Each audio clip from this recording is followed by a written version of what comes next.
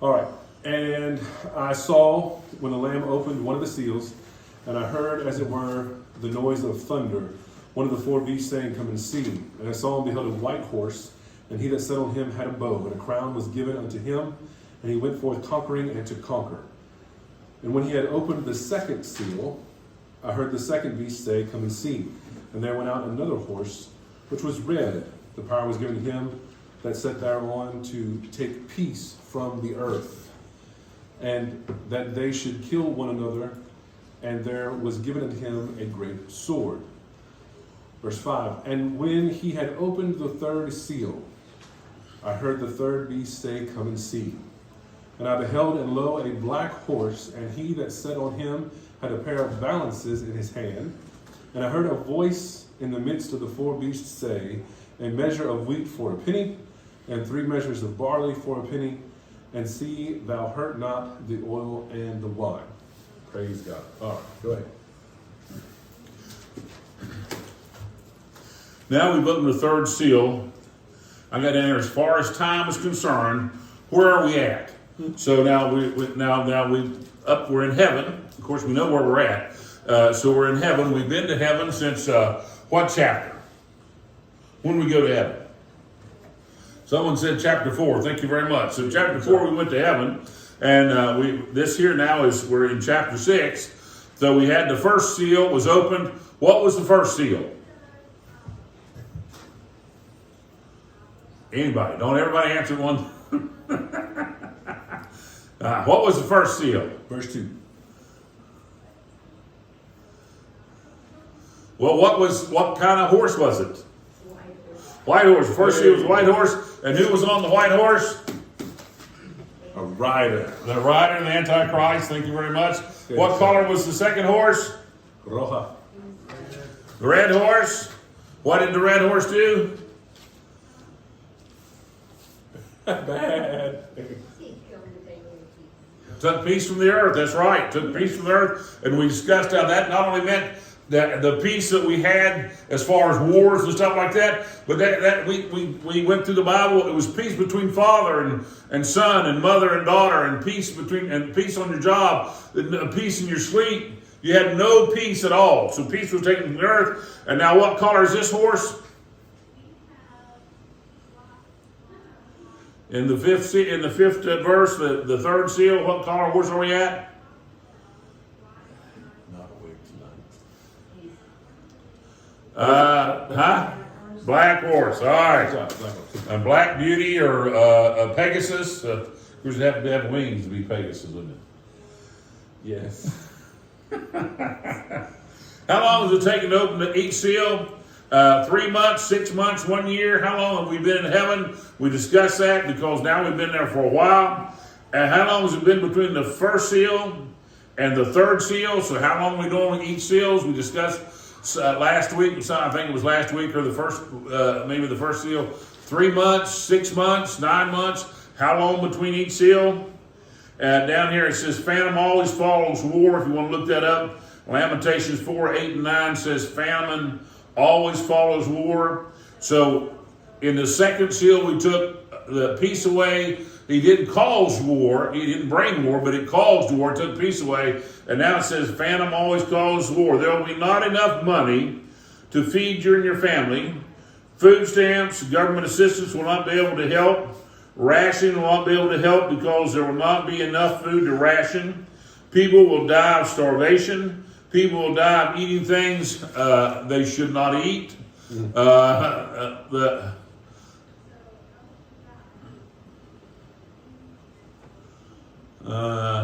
peace that the Antichrist has promised is completely gone. People will rob, steal, and kill to get something to eat. If you have food, you have to guard it with your life, and you have to kill others to keep from breaking in and stealing it. There's no way you'll be able to store up enough food for 7 years. And what about medications you take? There'll be no way that you might be able to store up some and ration yourself, but not for 7 years. So think about where we're at. And remember, the Bible has told us, and we have read this, that this time is going to be worse than any other time the Bible has ever described or any other time there's ever been here on this earth. So I'm going to talk about times of starvation here in the Bible. And we have several verses to go to. We got here 2 Kings 6, 24 through 31. Debbie, if you go to Deuteronomy 28, 49 through 57. We'll go over there to Adam, Ezekiel 5, 7 through 10. And Lamentations back there, Chip, Lamentations 4, 4 through 10. I'll sit them over here so you can get to them. So we're going to talk a little bit about starvation. Remember that this time is going to be worse than any time the Bible can describe or any time the world can describe. So we're going to talk a little bit about how bad it was in the Bible. We're going to talk about people's starvation and taking food away, and we're going to talk about that.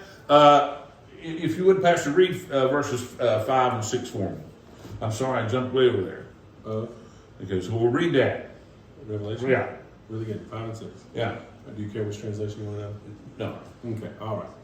And when they had opened the third seal, I heard the third beast say, "Come and see." And I beheld, and lo, a black horse, and he that sat on him had a pair of balances in his hand. And I heard a voice in the midst of the four beasts say, "A measure of wheat for a penny, and 3 measures of barley for a penny. And see thou hurt not the oil and the wine." And I don't know if we'll get a chance to talk about the oil and the wine, but we might. 2 Kings chapter 6. Are you with me there? Anybody want to run over there with me? 2 Kings chapter 6, I'm going to go with verse 24, and I'm going to try to read between the 31. Sometime later, however, King Benadad of Aram mustered up an entire army and besieged Samaria. As a result, there was a great famine in the city. The siege lasted so long that a donkey's head sold for 80 pieces of silver, and a cup of dove's dung sold for 5 pieces of silver. Now, how much do you think 80 pieces of silver is?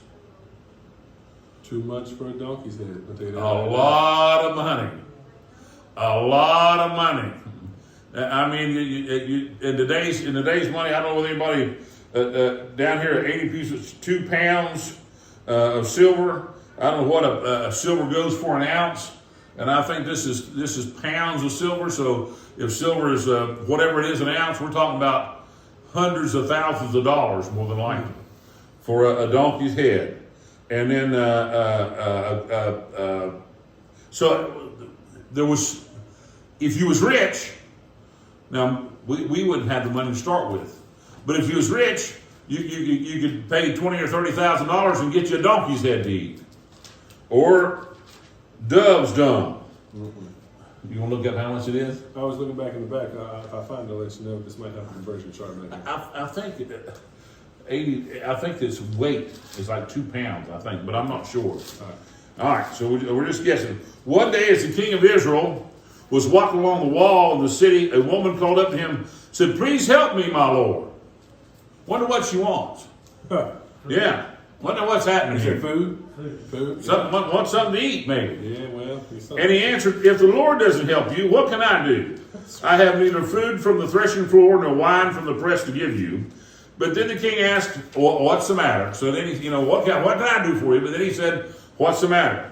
This is what the woman's problem was. She replied, "This woman said to me, 'Come on, let's eat your son today, then we'll eat my son tomorrow.'" That's terrible. What? This is in the Bible, folks. "So we cooked my son and ate him. Then the next day I said to her, 'Kill your son so we can eat him,' but she has hidden her son. Can't find him." Now what's the king going to do about that? I don't know, but I hope it gets through quick. you don't need these things. They're very good in my stomach. When the king heard this, he tore his clothes in despair. And as the king walked along the wall, the people could see that he was wearing burlap under his robe next to his skin. "May God strike me and kill me if I don't separate Elijah's head," he didn't like Elijah, "from his shoulders the very day the king vowed." Now here was the situation. They were so starving, they had no money to buy anything. So they had young children. So the one woman said, "Well, I tell you what, we'll boil your son today and we'll share in a meal and eat him." and tomorrow will boil my son and eat him. Mm-hmm. Now that's starving, isn't it? That's hungry. Now that happened. We know that happened. That's not something that you. I mean, I see things on movies and stuff that's horrible. How bad does it get when you get to the point where you kill your own children to have something to eat? Debbie, you got Deuteronomy up there. Yes. Oh. Deuteronomy 28. Yeah, hold on. Let me get over here to it. It's in my Bible, I hope. Oh, goodness sake. Deuteronomy, yeah, I got it. You ready? 28. Yeah. All right. If you want to throw something in there now, just throw something in there. And you figured out how much it is? He's figuring it out. We want to tell you how much that donkey's head cost. Was it in weight? It's different people are saying different. Different thing. 28, 40, 49 through 57, Okay. I think. The Lord will bring a distant nation against you from the end of the earth, and it will sweep down on you like a vulture. It is a nation whose language you do not understand, a fierce and heartless nation that shows no respect for the old and no pity for the young. Its army will devour your livestock and crops, and you will be destroyed. They will leave you no grain, new wine, olive oil, calves, or lambs, and you will starve to death. They will attack your cities until all the fortified walls in your land, the walls you trusted to protect you, are knocked down. They will attack all the towns in the land the Lord your God has given you. The siege and terrible distress of the enemy's attack will be so severe that you will eat the flesh of your own sons and daughters, whom the Lord your God has given you. Now think about that. We'll get that. We'll get back to that. Now see, some people don't know this stuff's even in the Bible. To be honest with you, a lot of people don't even know this stuff's in the Bible. But the army is going to come. It's going to attack. It's going to besiege. It's going to kill everything you have, every chicken, every cow, everything you have, and they're going to take it and eat it, and you're going to be left with nothing. And you're going to be so hungry and so starved to death. What's it say here? You're going to do, Demi? They will eat the flesh of your own sons and daughters. You will eat the flesh of your own sons and daughters. Now, I wouldn't think that I could do that. I just don't think, but again, I've never been in a situation where I was that starved, so I of course, I would look to God to provide something, eat grass, eat bark off of trees. These people were down to nothing. They had nothing left. They ate their furniture. They ate the plates. They ate everything. Till now they're eating the flesh of their sons and daughters. Go ahead. The most tender-hearted man among you will have no compassion for his own brother, his beloved wife, and his surviving children. So the most tender-hearted man among you, the nicest guy among you, but he'll be so starved he'll have no compassion for his brother, his wife, his surviving children. Well, I want to tell you what. You get that fork and knife in your hand and you get to looking at your wife. I saw a Bugs Bunny. That's what it reminds me of. That's all Bugs Bunny. Get that. You get looking. Go ahead. He will refuse to share with them the flesh he is devouring, the flesh of one of his own children, because he has nothing else to eat during the siege and terrible distress that your enemy will inflict on all your towns. So he will kill one of his own children, but then he's not going to share any of the food. He's going to eat his own child, and in essence saying, you might be next, is what, go ahead. The most tender and delicate woman among you, so delicate she would not so much as touch the ground with her foot, will be selfish towards the husband she loves and towards her own son or daughter. She will hide from them the afterbirth and the new babies she has born, so she herself can secretly eat them. She will have nothing else to eat during the siege and terrible distress that your enemy will inflict on all your towns. I'm not going to elaborate on that at all. That's in our Bible, guys. Did you ever know that was in there? Did not. And most people don't know this is in there. That's in the Bible, guys. That's how bad. Now, this is going to be worse than this. This, we've already said that this 7 years is going to be worse than any time that's ever been on the earth. And you read this stuff in the Bible, and people say, that's not in the Bible. Oh, yes, it is. That's in the Bible. Unimaginable. Unimaginable. That's a very good point. Unimaginable. All right, let me run over there and see if I can find Ezekiel. There's Ezra. There's Lamentations. I got to be getting close, don't I?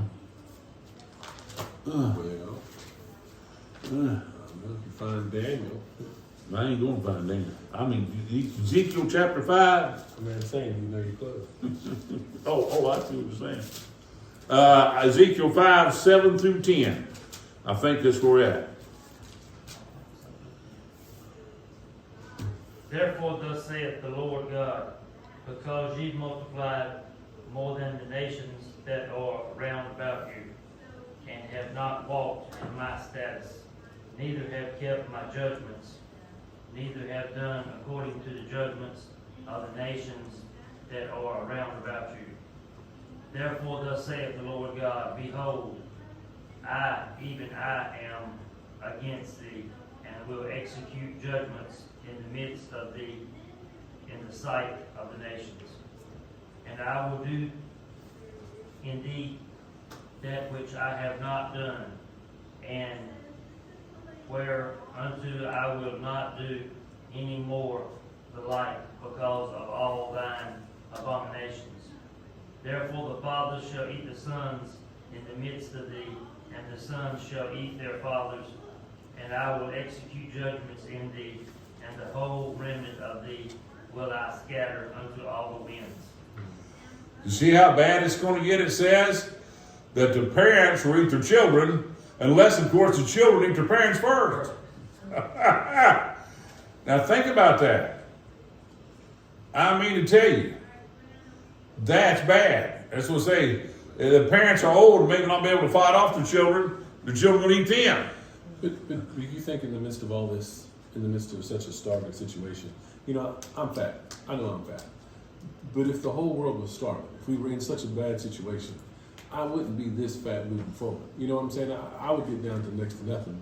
So would you. So would you. I mean, you imagine how little there would have to be left of yourself to be in such a predicament that you're willing to eat your own flesh and blood.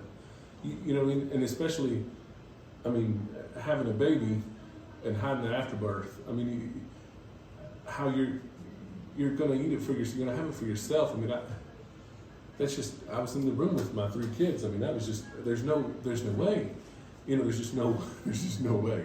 But yet at the same time, that's what's going on here.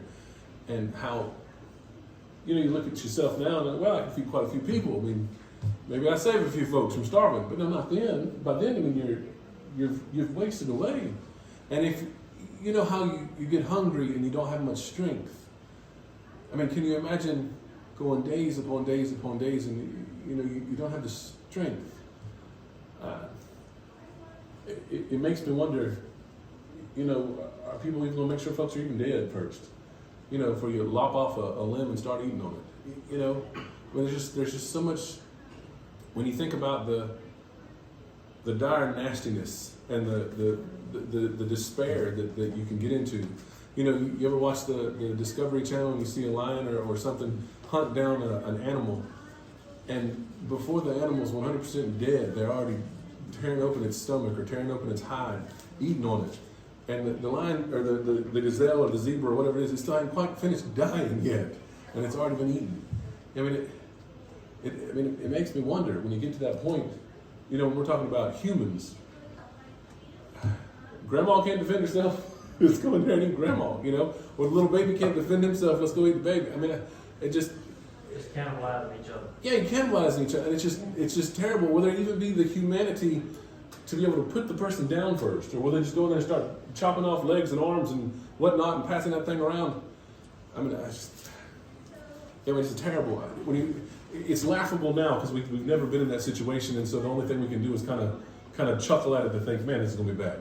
But when you really start trying to put yourself in those shoes in that situation, I mean, now there's something where there's no peace on the earth. When you got to sleep with one eye open because somebody might come eat you, let alone try to hold yourself off from eating your own kin. You know, I mean, it's just, the despair and depravity and the evil.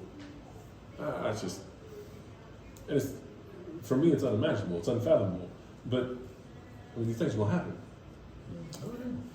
Yeah, we live here in North Carolina, and you think, well, I'll go down there and I'll throw a net in and I'll eat some fish, and then when I'm out of fish, I'll eat crawdads or turtles, but there's not going to be any left. They're going to all be eaten. You'll say, well, I'll catch some birds, and there's going to be no birds in the air to eat. Well, I'll cut the bark off trees, and I'll eat whatever's worms and whatever's underneath there. It's all going to be gone. I'll go get me an anthill and dig up an anthill and eat me a bunch of ants. No, there's no ants to eat. I mean, it's unimaginable. You know, I'll eat the bark off of trees. I'll eat grass. No, it's The only form of sustenance you'll have will be another person. the only thing left. I mean, looking around at it, yeah. They've ate everything there is left to eat. They've ate it all. There's nothing. There's no deers. There's no turkeys. There's no. In Kings, they were eating dove's poop. That's right. They were eating a cup of dove's poop. I don't know why they didn't grab that dove, but I guess maybe they couldn't catch it.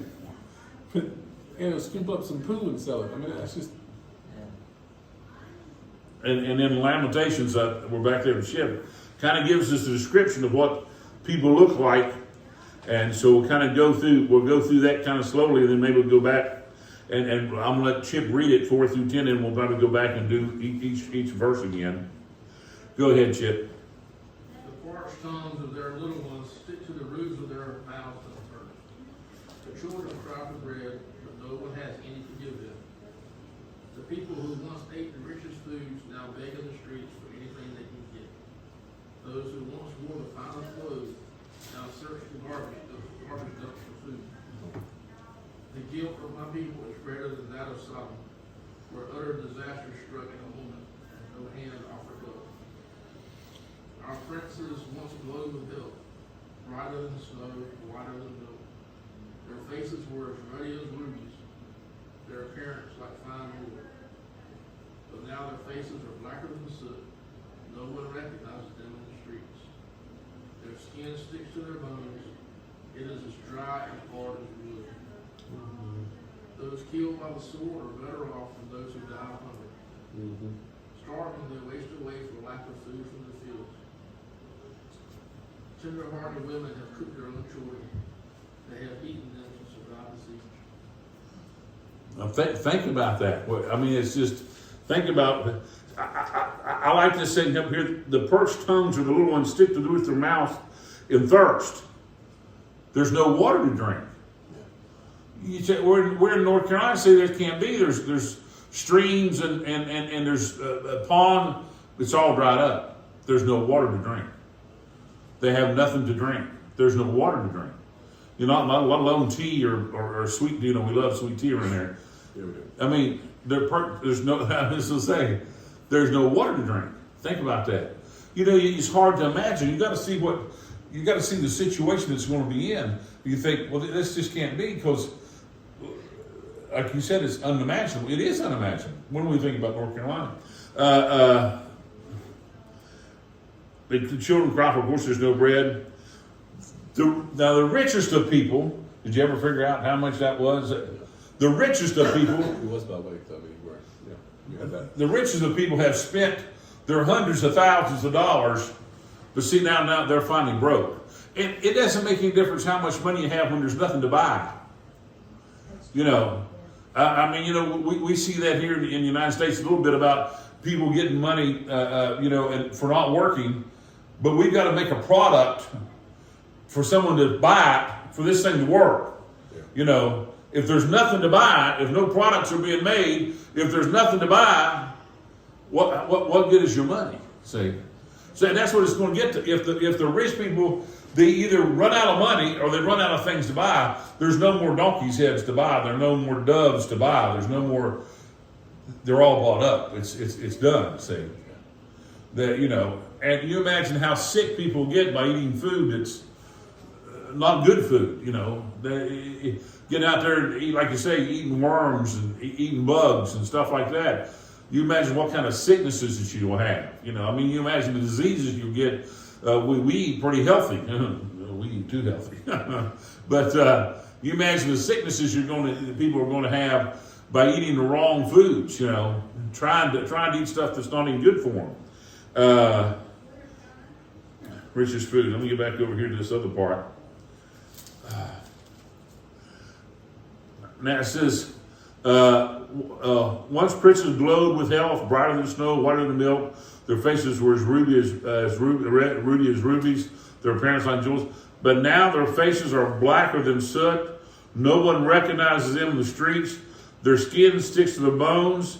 It is as dry and hard as wood. Those killed by the sword are better off than those who die of hunger. Wow. We're going to get over to that part over there where people aren't going to be able to die, aren't we? We're going to get to that part. See, this goes on to where people are going to kill themselves, but then we're going to get to a point where God's going to take the ability to kill yourself away, and you're not going to die. You think, what? Are you sure? We'll get to that. It's starving, they waste away for lack of food from fields. Tender-hearted women. My wife's a tender-hearted woman. Tender-hearted women have cooked their own children. They have eaten them to survive the siege. Wow. People just skin and bones. There's nothing left of them. They're walking around like zombies, I guess you'd say they look like. There's nothing left. And you have to be on guard all the time because people will attack you and eat you. And no peace. No peace. Can't sleep at night. You gotta hide when you sleep because if someone finds you sleeping, they'll knock you in the head and eat you. Think about that. I read one commentator where it said people will cut off their own fingers and toes and cut off maybe their left arm and keep their good arm and eat their own arm until they have nothing left to cut off and eat. Man. Dear, I'll cut my left arm off today and eat it, and then tomorrow we'll cut your left arm off. What? I mean, I love you so much, dear. We'll just cut off your left leg and we'll get you a crutch or something. I mean, think about that. So, and remember what the Bible says, that no time in history is going to be as bad as this. So we can't imagine, if it's that bad, if the Bible tells us how bad it is, if it's that, we can't even think about how bad it's going to get. But that's what we got to think, and that's what this I said that the seals are the horses are getting worse. The white horse is bad, the red horse is worse, the black horse is worse, and I mean people will die of starvation. What about your medicine? Anybody in here take medicines? Yeah, everybody. I mean, this is life. Everybody takes medicine. I take medicine. Take all kinds of medicine. Well, let's say I go to a pharmacy and I rob. I'll take one pill a day. Some pills I take 2 pills a day. What I say, so I go and I rob a store. Let's see, that means I'd have to get 365 pills with what they come in a 30-day supply. So that meant I'd have to get 10 of those bottles. Skip a few days. Skip a few days. Maybe get 10 will be 10 30s. Well, no, I get 12 30s. 12 of those bottles. Then I have to go 7 years. I mean, if I'm trying to steal that medicine or rob that medicine, how many other people was robbing that medicine? Well, how much medicine does a pharmacy have? And so I skip a pill. Let's say I'm going to take a pill today and I'm going to skip one tomorrow. I'm supposed to take 2 pills a day, but I'm just going to take one and I'm going to skip it and take. Will the medicine do me any good if I did it that way? You have to ask a chip back there, but I ain't accomplishing anything if I'm not taking my medicine properly. I'm not accomplishing anything. And some of these. Huh? They're taking food. Don't take food. Yeah. Then you got to take it with food, Oh, it's just terrible. You get so hungry and starved out, you run out of food. What are you going to take? chew them pills until you run out. I mean, that'll be, and think about that. This is going to last 7 years. Now, okay, I'm the smart one. I'm a Christian man, I'm the smart one. I go down to my barn and I have me a bunch of rubber trash cans down there, Rubbermaid trash cans, and I fill them up with cans of, what's my soup? Campbell's Chunky Soup. I fill them up with cans of Campbell's Chunky Soup. And so I have me 700 cans of Campbell's Chunky Soup in one thing, and so I can eat me 2 cans of soup a day. Well, my neighbors are starved out. I'm a Christian man, and I share with my neighbors. What if someone comes to my house and says, I want something to eat? I know you've got food in there. Do I give them some food? As a Christian, I know if I give them food. Now, I've read a little bit about, I know this thing's going to last 7 years. I know it's going to last a while because I know a little bit about the Bible. You know, I went to church, but I didn't do right. But Grandma told me or someone told me, so I know this thing's going to last. So, that guy back there. What if a guy comes to my house with a gun?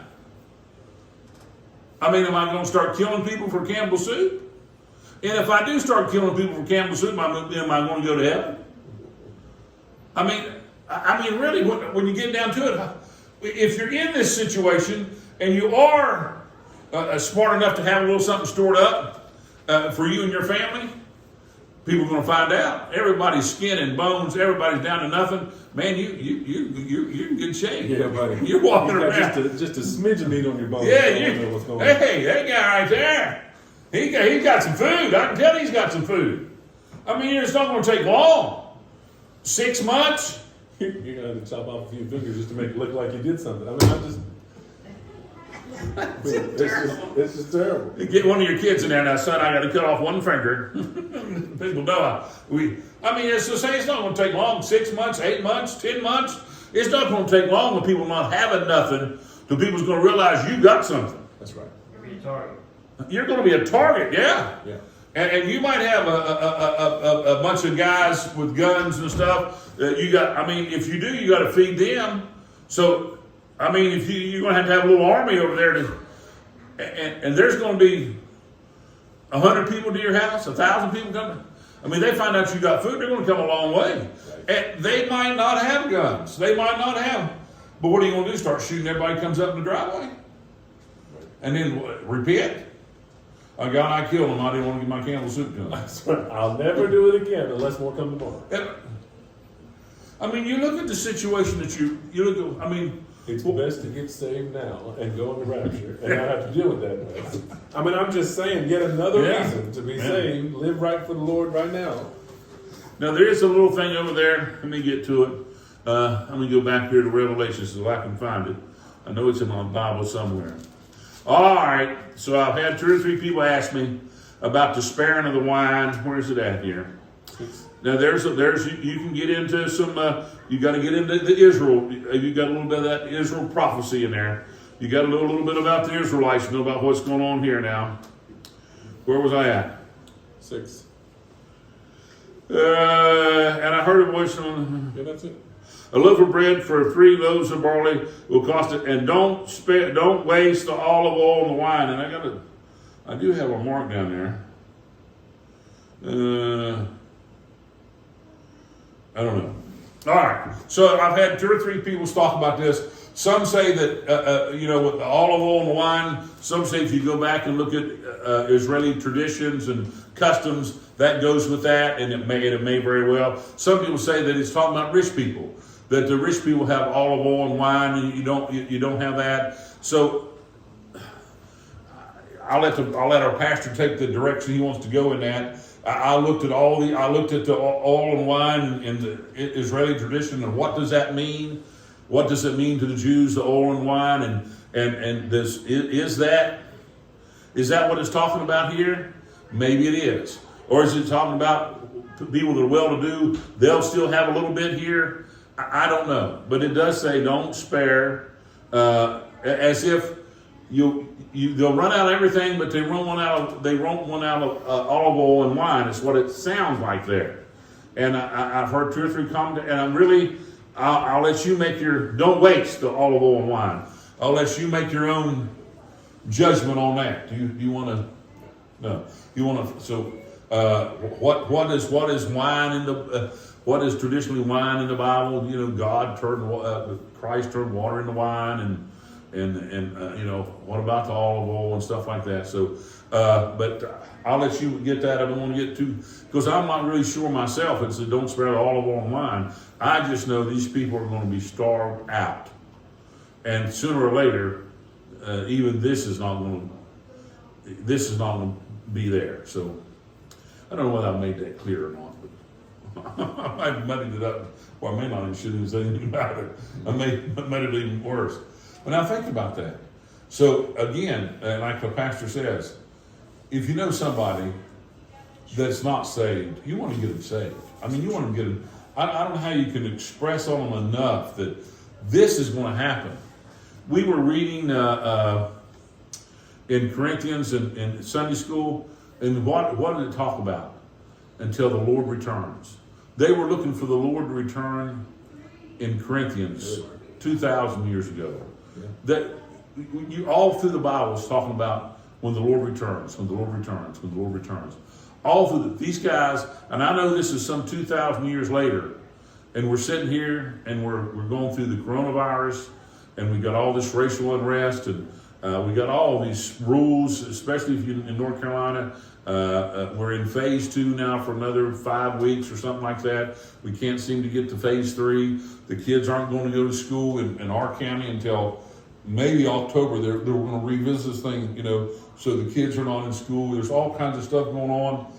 And you say, and I've heard everybody say, I've never seen it like this before in my life.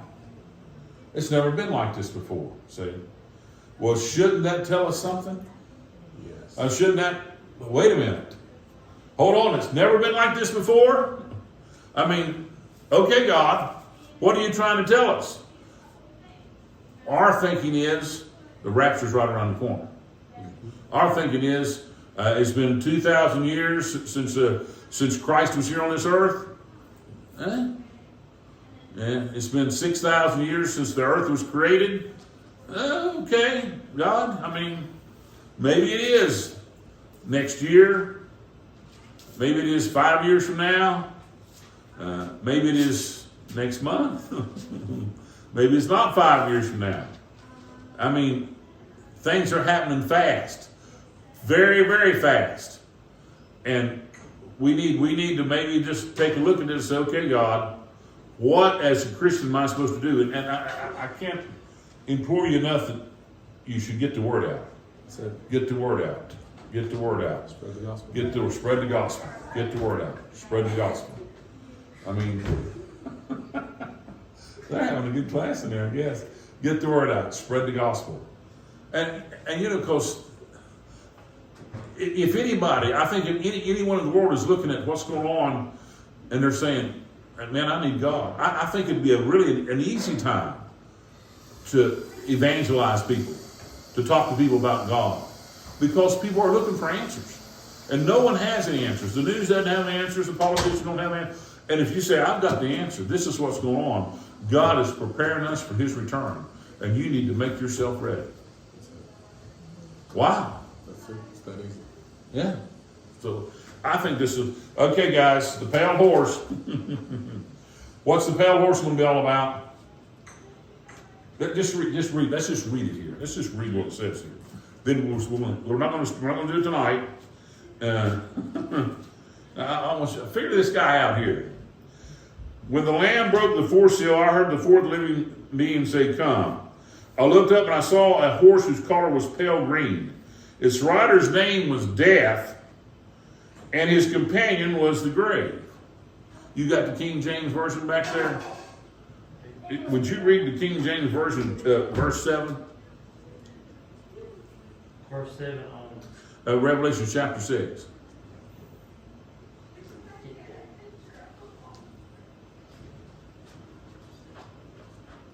I'm sorry, I should have told you. Revelation chapter, I want to read it again, then I want you to read it out of the King James. When you get it, just say something. Say hello or something.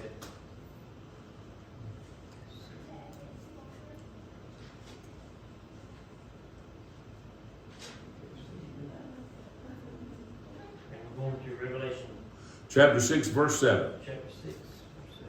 I'm going to read it to him again. He's almost there. Then Okay, I got it. let me read it, then I want you to rewrite me. Okay. When the Lamb broke the fourth seal, I heard the fourth living being saying, "Come." I looked up and saw a horse whose color was pale green. Its rider was named Death, and his companion was the grave. All right, what do you got there? And when he had opened the fourth seal, I heard the voice of the fourth beast say, "Come and see." Keep on there. Keep reading, yeah. Keep on. And I looked, and behold, a pale horse, and his name that sat on him was Death, and hell followed with him, and power was given unto them over the fourth part of the earth, to kill with sword, and with hunger, and with death, and with the beasts of the earth. So here in my version it says the rider's name was Death, and his companion was the grave. But in the King James it says the rider's horse named Death, and hell followed after him. Wow. You think this horse, is going to be worse than the first three? Oh yeah. He's going to be worse than the first three. And I will get to that. Just give you a little, preliminary. We'll, and I want to talk. I'll be honest with you. I'm going to talk next week about the death angel. We're going to talk next week, and I don't think this is the death angel. So we're going to talk about the death angel, but I don't think this is the death angel. So some of you guys look it up. Is this the death angel? I don't think so. I think this is somebody other than the death angel who has given us authority. But we're going to talk about the death angel. So, go ahead. I'm sorry. No, so go ahead. Finish this out. I got some stuff afterwards. Oh, okay. But we're still there. But we're Yeah. stuff I So, don't want to put on here. again, we got one more horse. The 4 horses of the apocalypse. We got one more horse to go, and this is the good part of tribulations. Did you hear what I said? And this is the good part of tribulations, because it's going to get worse. So what we've read tonight, what we've read the last 3 weeks, the Antichrist, peace being taken from the earth, now famine and starvation. This is the good part. What's it say in Matthew? This is just the beginning of sorrows. This is just the beginning. This is the good part. It gets worse from here on out. Wow. All right, brother. Am I saying my thing? Like, share, and subscribe. Like, share, and subscribe. Thank you, guys. Appreciate it. Get the word out. Share it with somebody.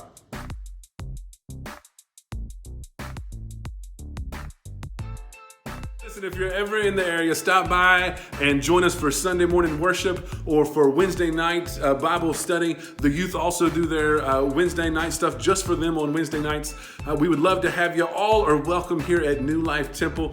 If you need us, give us a call, send us an email, leave a comment below.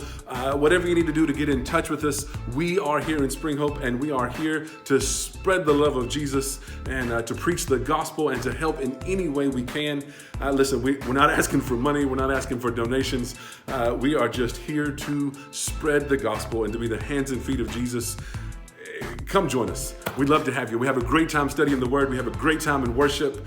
We are here for you. Stop by, check us out, and I'll see you guys next time. Bye now.